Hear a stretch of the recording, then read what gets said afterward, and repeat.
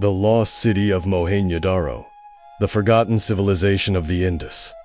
Long before the pyramids reached for the sky, before Babylon's towers rose from the sand, there was a city, clean, planned, and alive, standing proudly on the banks of the Indus River. Its name was Mohenjo-Daro, the Mound of the Dead. Over 4,500 years ago, while most of the world still lived in scattered villages, the Indus Valley civilization built something extraordinary. Cities with straight roads that intersected at perfect right angles. Massive brick houses with private bathrooms. Underground drainage systems so advanced that some historians call them the first modern cities in history. At its height, Mohenjo-Daro may have been home to over 40,000 people.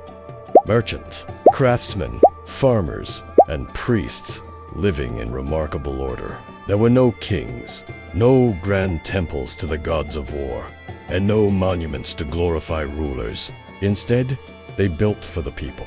A great public bath stood at the heart of the city, perhaps a place for ritual cleansing or community gathering. It was a civilization built not on conquest, but on balance. Yet one day, this harmony vanished. No written record tells us why. No army's name is remembered.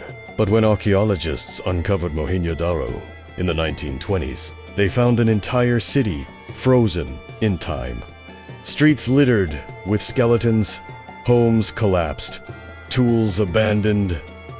Some believed it was floods from the Indus River that destroyed it. Others thought it was earthquakes or changing trade routes that left the city deserted. But there's a darker theory that the skies themselves turned against them. Evidence suggests that around 1900 BC, the monsoon rains that had nourished their crops for centuries began to fail. The rivers dried out, the fertile plains turned to dust, and the people of Mohenjo-Daro were forced to abandon their homes, walking away from one of humanity's first great urban wonders. When British archaeologist John Marshall first saw the ruins, he couldn't believe how advanced it was. "This is not just an ancient city," he said.